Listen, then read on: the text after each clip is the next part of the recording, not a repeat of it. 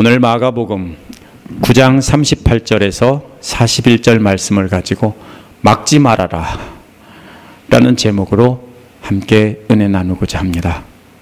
지난주에는 설교 준비할 책들을 싸들고 한 짐 싸들고 해변으로 갔습니다.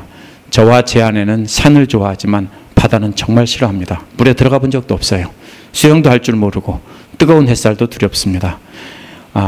해변에 갔다고 하지만 성경 보고 주석 들여다보고 가끔 창밖에 들여다본 것 뿐입니다.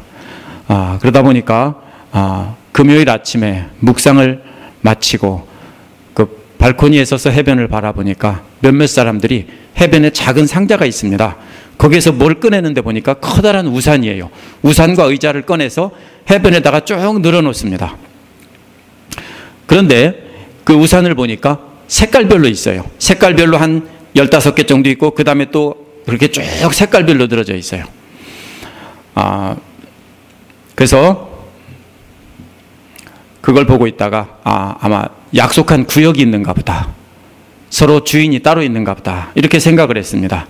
그래도 해변에 왔는데 한번 나가보자 하고서 점심 식사 후에 작은 우산 들고 해변에 나가서 치는데 왠지 좀 마음이 편치 않습니다.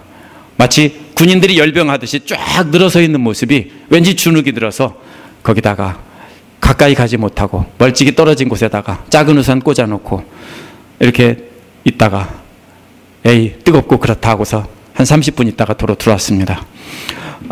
수영도 할 줄 모르고 뱃놀이 할 배를 빌릴 만큼 배짱도 없습니다. 그러다 보니까 할 일이 없어서 그냥 돌아왔습니다. 오늘 말씀에 나오는 제자들은 제가 갔다 온 해수욕장에 의자와 우산을 대여하는 사람들과도 같습니다.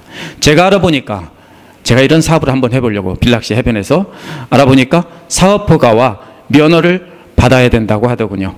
시에. 그래서 오늘 말씀에 나오는 제자들은 자신들만이 사업허가를 받고 면허를 받은 업자라고 생각했을 뿐 아니라 자신들이 마치 사업허가와 면허를 내주는 것처럼 그런 권리를 가진 것처럼 착각을 했습니다. 그래서 다른 사람들이 해변에 우산을 설치하지 못하도록 막는 것과 같은 그런 행동을 한 것이 오늘 말씀입니다. 다른 사람들이 예수의 이름으로 권능을 행하지 못하도록 막았습니다.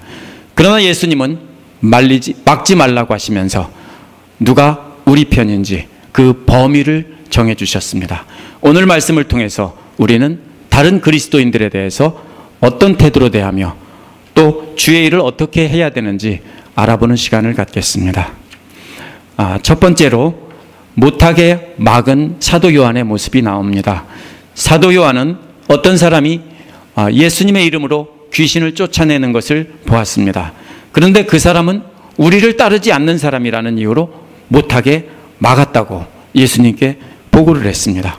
우리를 따르지 않는다는 말은 예수님의 제자들과 함께 다니면서 복음 전하고 기적을 행하지 않는다는 것입니다. 예수님께서 파송해서 전도하라고 보낸 사람이 아니라는 것입니다.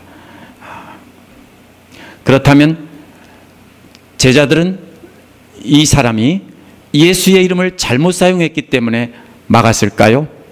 절대로 그렇지 않습니다. 사도행전 19장 13절에서 16절에 보면 유대인들이 예수의 이름을 사용하여 귀신을 쫓아내려다가 귀신들에게 망신당하는 모습이 나옵니다.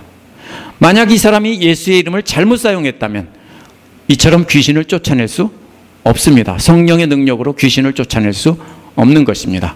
이 사람은 예수의 이름을 잘못 사용한 것이 아닙니다. 이 사람은 유대인 제사장들과 같이 예수의 이름을 자신의 이익을 위해서 사용한 것이 아니라는 것이 분명합니다. 그럼에도 불구하고 요한이 막은 이유는 바로 6장 7절에서 13절에 나오는 자신과 제자들만이 예수님으로부터 이 권리를 부여받았다고 생각했기 때문입니다. 자신들만이 예수님의 공식적인 대사라고 생각한 것입니다. 요한은 제자들을 대표해서 이 사실을 보고했습니다. 8장 29절에서는 베드로가 제자들을 대표해서 당신은 그리스도이십니다 라고 대답했습니다. 그런데 9장 38절에서는 요한이 바로 제자들의 대표로 이 사실을 보고하고 있는 것입니다. 누가 크냐라는 서열 다툼은 이제 베드로와 요한으로 압축되고 있는 것 같습니다. 그런데 요한은 자기가 가장 높은 사람이라고 생각하고 요한이 대표로 나서서 예수님께 보고한 것입니다. 이처럼 하지 말라고도 했고 또 보고한 것입니다. 이처럼 자신을 높이고 자신들이 모든 권세를 독점하려고 다른 사람의 능력을 막은 것입니다. 이런 마음을 가진 제자들은 예수님께서 주신 능력을 자기 것인 줄 알고 능력을 자기 것인 것처럼 행세하려다가 실패했습니다. 그러나 이 사람은 진정으로 예수님의 능력을 믿고 예수님의 이름으로 그 능력을 행하게 해달라고 하나님께 간구했을 것입니다. 이 사람의 간절한 기도가 응답되어서 성령의 역사로 귀신이 물러난 것입니다. 그러나 이 사람을 막은 요한의 행동은 9장 35절에서 37절 사이에서 가장 낮은 자를 섬기는 종이 되라는 태도와는 거리가 먼 것입니다. 자신들만이 하나님의 특별한 사람이라고 생각하고 자신들만이 예수님의 권세를 독점하고 있다고 생각했습니다. 그래서 다른 사람들보다 자신들이 높은 위치에 있다고 생각하고 그렇게 명령한 것입니다. 하지만 제자들은 단순히 자신들이 높은 위치에 있다며 바로 이렇게 예수의 이름으로 귀신을 쫓아내는 것을 막은 건 아닙니다. 9장 14에서 29절을 보면 제자들은 귀신을 쫓아내는데 실패했습니다. 제자들은 실패했는데 함께 다니지도 않는 다른 사람이 예수님의 이름으로 귀신을 쫓아내는 것에 성공했습니다. 어떤 마음이 들었겠습니까? 여러분은 시험에 떨어졌는데 다른 사람은 시험에 합격했다면 어떤 마음이 들겠습니까? 시기하는 마음이 일어난 것이 틀림없습니다. 자신들은 실패했는데 다른 사람은 성공했기 때문에 제자들은 자존심이 상했습니다. 자신들의 특별한 지위가 손상되었다고 생각하고 시기하는 마음이 일어나서 막은 것입니다. 요한이 만약에 제자들의 리더였다면 다른 제자들이 하나님 나라의 가치를 끌어안는데 도와줬어야 됩니다. 그게 아니다. 하나님 나라 확장이 중요한 거지 우리의 권리가 중요한 게 아니다 하고 리더였다면 권고를 했어야 됩니다. 그런데 다른 제자들과 똑같이 시기하는 마음에 이끌려서 퍼져나가야 하는 하나님의 나라를 막은 것입니다. 진정한 영적 지도자라면 자신들의 권위와 명예보다는 하나님의 뜻을 알고 하나님의 나라가 널리 퍼지게 하는 일에 힘써야 할 책임이 있는 것입니다. 누가 지도자냐 하면은 권세를 행하는 사람이 지도자가 아닙니다. 하나님 나라를 확장하는데 영향력을 끼치는 사람이 바로 진짜 지도자인 것입니다. 그래서 하나님 나라의 가장 천한 종의 자리에서 다른 사람을 섬기고 받아들임으로써 퍼져나가게 해야 하는 것입니다. 그걸 알고 진짜 행하는 자가 바로 진짜 영적 지도자입니다. 절대로 여러분 요한이나 다른 제자처럼 내가 이런 사람인데 라고 하면서 다른 사람을 막으려고 하지 마십시오. 그것은 잘못된 것입니다. 진짜 리더라면 하나님 앞에서 하나님 나라가 확장되는 일이 내 명예보다 훨씬 더 중요하게 생각하고 그 일을 위해서 다른 사람을 가르치고 인도해야 합니다. 두 번째로는 이에 대해서 막지 말라고 한 예수님의 말씀이 나옵니다. 이러한 보고를 들은 예수님은 막지 말라 그랬습니다. 제자들은 귀신을 쫓아내지 못했으면서 다른 사람이 예수 이름으로 귀신 쫓아내는 것을 막는다는 것은 모순입니다. 아이러니입니다. 자신들은 못하면서 자신들만의 특권인 것처럼 하는 것은 예수님이 가르치신 겸손과는 완전히 반대되는 교만이라고 하는 것입니다. 그것을 아시고 예수님은 막지 말라고 한 겁니다. 오늘 말씀과 아주 비슷한 말씀이 구약의 민수기 11장 24, 25절에 나옵니다. 모세가 하나님의 말씀을 백성들에게 전달하고 장로 70명을 회막에 둘러 세웠습니다. 그때 모세에게 내린 영이 하나님의 영이 장로 70명에게 모두 내렸습니다. 그런데 26절에서 30절 보면 엘닷과 메닷이라는 두 사람이 회막에 나가지 않고 있었는데도 신이 임했다고 그래서 예언했다고 한 소년이 와서 보고했습니다. 일러 바친 거죠. 해서는 안 될 일을 했다고 일러 바친 겁니다. 이를 듣고 여호수아는 모세에게 못하게 말려야 됩니다. 하지 못하게 해야 됩니다. 하지만 모세는 금하지 말라고 했습니다. 29절에서 모세가 대답하기를 내가 나를 위하여 시기하느냐. 여호와께서 그 신을 백성에게 주사 다 선지자 되게 하시기를 원하노라 라고 했습니다. 여호수아는 특권의식을 갖고 있었습니다. 그래서 바로 그 특권의식 안에는 시기심이 있었습니다. 그러나 모세는 자기와 함께하지 않은 사람에게 하나님의 신이 내렸다고 해서 시기하지 않았습니다. 하나님은 온 백성이 다 자기처럼 되기를 원한다라고 모세는 말한 것입니다. 하나님께서 성령으로 응답하셨다면 사람들은 이렇다 저렇다 평가할 권한이 없습니다. 마가복음 10장 13절에 보면 사람들이 예수님께 어린아이들을 예수님께로 데리고 왔습니다. 그런데 제자들이 꾸짖었습니다. 여호수아와 제자들은 똑같은 모습이었습니다. 이에 대해 4절에서도 예수님은 분이 여기시며 어린아이들이 내게 오는 것을 용납하고 금하지 말라라고 하셨습니다. 예수님은 가장 낮은 자를 섬기는 자가 되라고 했는데도 제자들은 계속 못 알아듣고 높은 자리에서 명령을 하고 있었습니다. 막지 말라 하신 말씀 다음에 왜냐하면이라는 말이 3번이나 나옵니다. 막지 말아야 되는 이유가 3가지인 것입니다. 첫 번째 이유는 39절 뒷부분에 나옵니다. 첫 번째 이유는 내 이름으로 기적을 행하고 쉬이 나를 욕할 사람이 없기 때문이다 라는 말씀입니다. 기적이라는 말은 원래 능력이라는 말입니다. 개역에는 능력이라고 되어 있습니다. 그런데 특별히 예수님의 능력을 가리키는 말입니다. 예수님의 능력을 행하고 나서 금방 예수님을 비방할 사람이 없다라는 것입니다. 예수님의 능력을 체험한 자가 금방 돌아서서 예수님을 배반하고 배교할 수 없다는 뜻입니다. 따라서 첫 번째 왜냐하면은 예수님의 능력을 행한 사람은 예수님과 제자들의 적이 아니라는 것입니다. 첫 번째는 누가 우리 편인가를 알려주신 것입니다. 전쟁을 하려면 무엇을 알아야 돼요? 우리 편인지 적군인지 똑바로 알아야 돼요.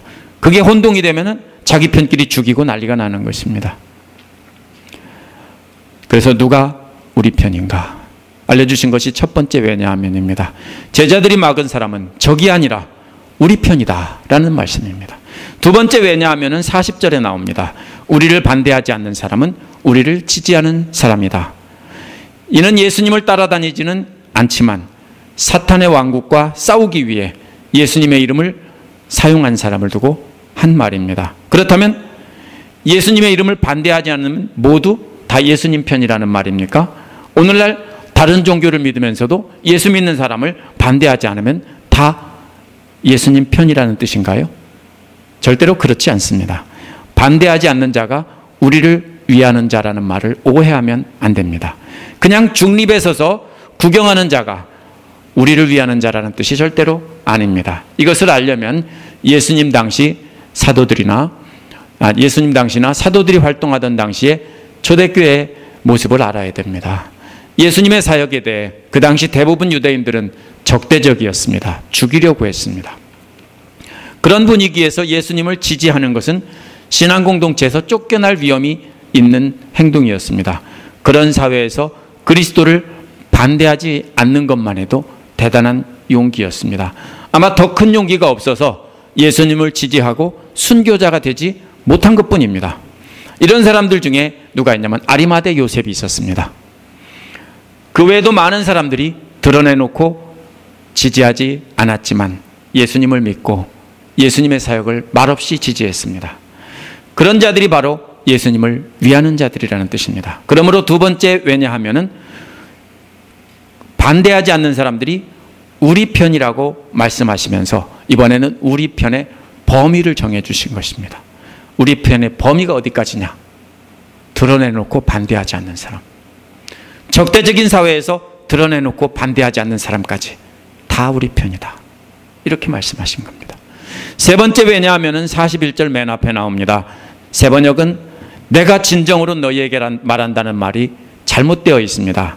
원문은 개역처럼 내가 진정으로 너희에게 말하노니 라는 말이 상을 잃지 않을 것이다 라는 말 앞에 붙어 있습니다. 원문에는. 그러므로 세 번째 왜냐하면 이끄는 말은 바로 그리스도를 따르는 제자들에게 물 한 잔이라도 주는 사람입니다. 제자들에게 물 한 잔이라도 주는 사람은 예수님의 제자들과 함께 사역을 하지 않아도 모두가 다 예수님 편이라는 것입니다. 뿐만 아니라 마지막으로 예수님께서 특별히 강조하시는 것은 절대로 저가 받을 상을 잃지 않을 것이다 라는 것입니다. 물 한 잔 대접하는 자도 예수님의 편일 뿐 아니라 장차 하나님 앞에서 상 받을 자라는 것입니다. 그냥 우리 편이 아닙니다. 어떤 자라고요? 상 받을 자라고요. 세 번째 왜냐하면은 누가 상 받을 자냐라는 것입니다. 제자들은 뭐라고 생각했어요? 자기들만 제자기 때문에 자기들만 상 받을 자라고 생각했는데 예수님은 아니다. 물 한 잔만 대접한 자도 상 받을 자다. 이렇게 말씀하신 겁니다. 물 한 잔 대접하는 자라는 말은 36절에서 어린아이를 영접하는 것과 관련해서 하신 말씀입니다. 어린아이를 영접한다는 것은 종의 모습으로 어린아이를 맞아들이고 섬기는 것을 말합니다. 그런데 그 섬김이 발을 씻어주고 물을 대접하고 이런 게 아니라 겨우 무서워서 문 밖으로 나와서 물 한 잔 겨우 전해주고 쏙 들어가는 그런 사람일지라도 상을 잃지 않을 거다. 원래는 어떻게 해야 돼요? 집 안으로 들어오시라고 해서 발을 씻겨주고 수건으로 닦아주고 식탁에 앉히고 물을 대접하고 음식을 대접해야 맞아요. 근데 겨우 뭐예요? 무서워서 문 열고 물 한 잔 얼른 주고 쏙 들어갔어요. 그런 자도 상을 잃지 않을 거라는 겁니다. 여기에서 바로 예수님께서 뭐라고 했어요? 어린아이와 같은 자를 섬기라고 바로 앞에서 했는데 아직도 못 알아듣고 제자라고 높은 자리에서 폼 잡고 있습니다. 학창시절에 규율부나 선도부 기억하세요? 우리 어릴 때 참 무서웠어요. 팔뚝에다 완장 차고 선도, 규율 이렇게 써놓고서 교문 앞에서 지키고 뭐 이런 학생들이 있었습니다. 폼 많이 잡았어요. 선생님들이 시키지 않은 것까지 다 했어요. 점심시간에 들어와서 물건 뺏고 막 이런 것도 했어요. 제자라고 해서 높은 자리에서 폼 잡는 것은 잘못된 거라는 거예요. 폼 잡으라고 준 자리가 아니에요. 중요한 것은 낮은 자리에서 가장 낮은 자를 섬기는 것이지 폼 잡는 것이 아니라는 겁니다. 요한은 염려한 게 뭡니까? 자기들이 행하는 능력의 경쟁력을 염려했습니다. 자기들이 경쟁력이 떨어질까 봐. 그래서 다른 사람들이 예수님의 이름으로 능력을 행하는 것을 막았습니다. 그러나 초점은 예수님은 어디에 초점이 있었냐면은 불쌍히 여기는 마음으로 섬기는 행동에다 초점을 맞췄습니다. 경쟁력이 떨어지는 건 상관없어요. 여러분의 경쟁력이 떨어진다? 상관없어요. 여러분이 남보다 더 높게 보이고 높은 자리 서고 이런 거 상관없어요. 초점이 어디에 있어야 돼요? 불쌍히 여기는 마음으로 섬기는 행동에 있어야 됩니다. 그래서 누가 우리 편인지 알려주고 그 범위도 정해주고 누가 상 받을 자인지 알려주신 것입니다. 그러므로 그들을 거부하지 말고 영접하고 섬기게 하려고 이런 말씀을 하신 겁니다. 오늘 말씀의 내용을 정리해 보겠습니다. 요한과 제자들만 이렇게 다른 사람들을 예수님의 이름으로 기적 행하는 것을 가르치는 것을 거부한 것이 아닙니다. 성경에 바로 나옵니다. 갈라디아서 1장 11절에서 24절에 보면 바울이 자신이 사도라는 것을 증명하려고 길게 설명했습니다. 내가 사도다. 왜 그렇습니까? 예수님을 따라다닌 경험이 있는 자들이 갈라디아 교회에 들어와서 자신들은 사도고 예수님의 사역을 목격했고 예수님으로부터 파송을 받아왔지만 바울은 예수님 따라다닌 적도 없거든. 그러므로 바울의 말은 듣지 마. 자기들 말만 들어. 이렇게 말하는 자들이 있었습니다. 그 이유는 단순히 권위의 문제가 아닙니다. 진짜 이유는 오늘 본문에 나온 제자들과 마찬가지로 시기심 때문입니다. 왜냐하면 자신들은 놀라운 능력을 행하며 목숨 걸고 복음 전하며 이렇게 못하는데 바울은 그렇게 하고 있거든요. 바울이 그래서 너무 유명해졌거든요. 그러다 보니까 시기심 때문에 바울을 쫓아내라고 받아들이지 말라고 갈라디아 교회에 와서 얘기한 겁니다. 그러한 시기는 갈라디아서에서 끝나지 않았습니다. 갈라디아서가 먼저 쓰여진 겁니다.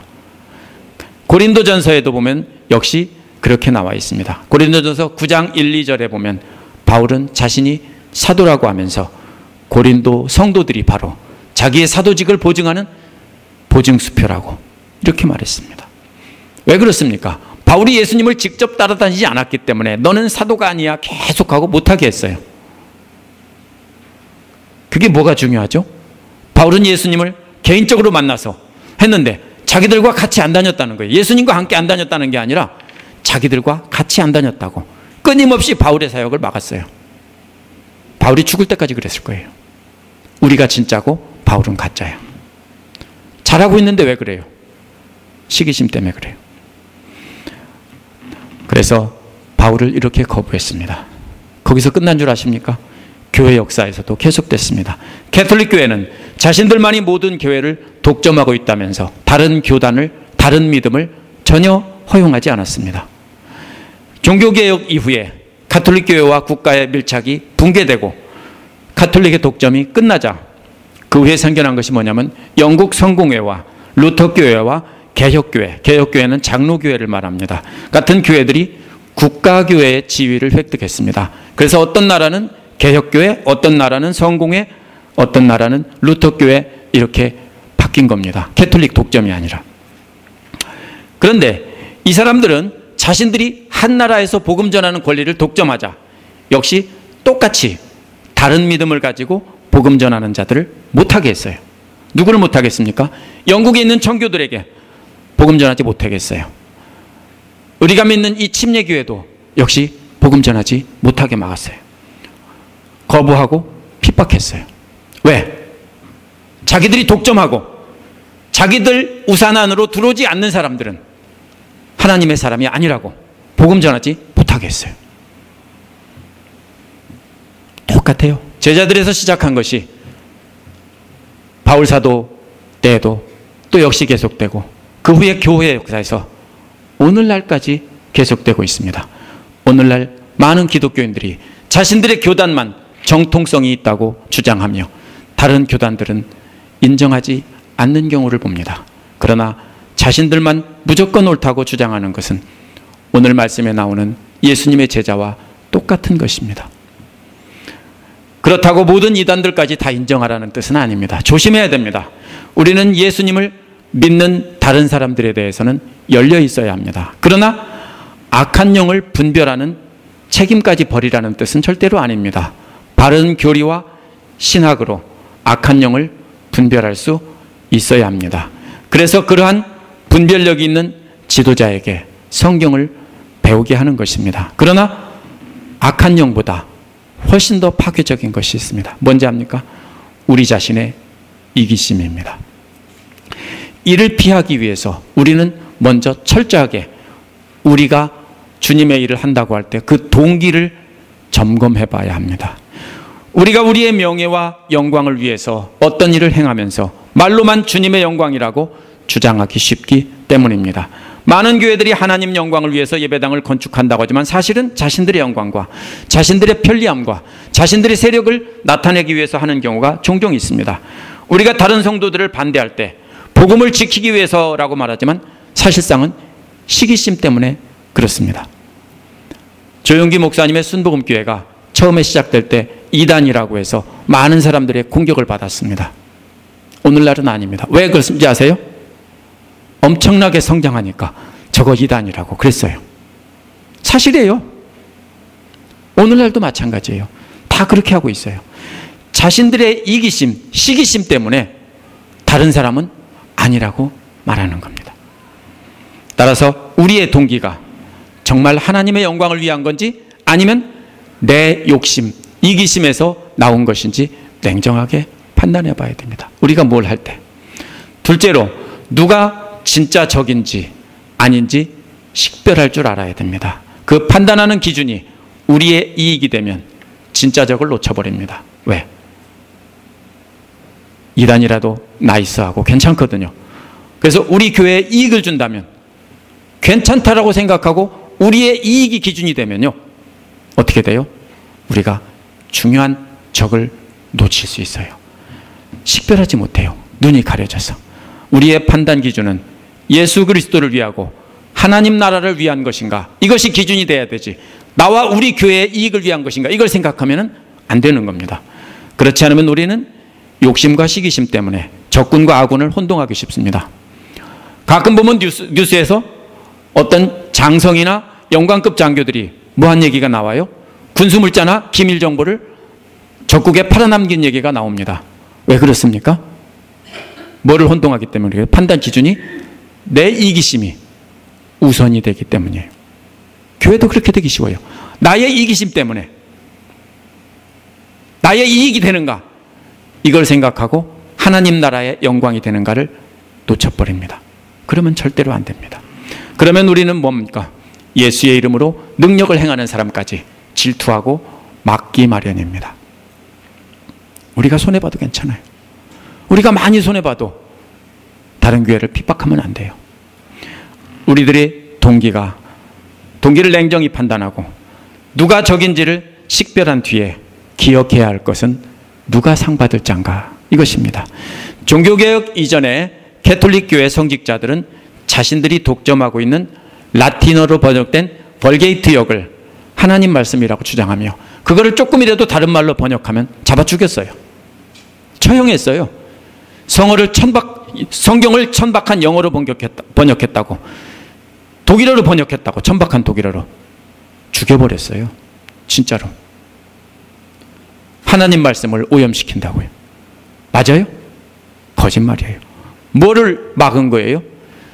일반인들이 다 아는 언어로 번역해버리면 성직자들이 독점할 수 있는 권한이 없어져 버려요. 그래서 번역 못하게 한 거예요. 종교개혁이 뭔지 아세요? 성경을 번역해서 책을 찍어 출판한 거예요. 아무나 읽을 수 있게 한 거예요. 그게 종교개혁이에요.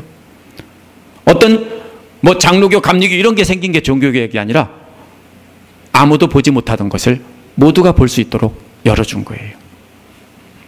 오늘날 목회자들도 마찬가지입니다. 그걸 완전히 벗어나지 못했습니다. 자신들만 독점하려고 만약에 하면서 하나님 말씀 함부로 해석하면 큰일 나. 그러면서 해석하지 마 하고 안 가르치면 그것도 역시 잘못된 것입니다. 마치 종교개혁 이전의 가톨릭 교회 성직자들과 마찬가지입니다. 복음 전하는 일에만 전념하는 목회자와 선교사들만이 상 받을 자가 아닙니다. 내가 부름 받았습니다.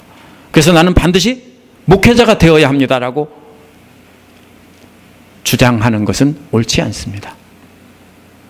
물론 그것이 부름이 사실이라고 하면 옳지만 뭡니까? 그래야만 복 받는다고 생각하고 어떻게든지 그만두고 목회자가 되려고 그래요. 그게 상 받는 길이라고. 아니에요. 여기서 뭐라고 했어요? 그들을 영접하고 물 한 잔만 줘도 상 받는 자라고 했어요. 어떤 역할을 하느냐가 중요한 게 아니에요. 중요한 건 뭐예요?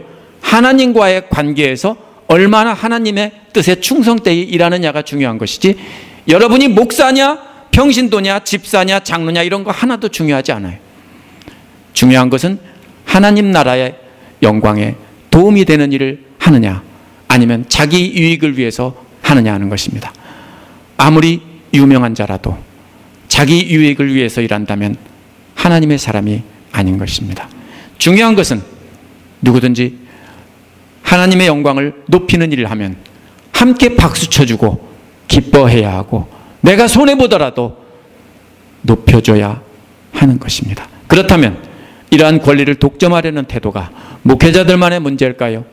절대로 그렇지 않습니다. 대부분의 성도들은 교회에서 중요한 직분이나 역할을 맡으면 자동으로 높아집니다.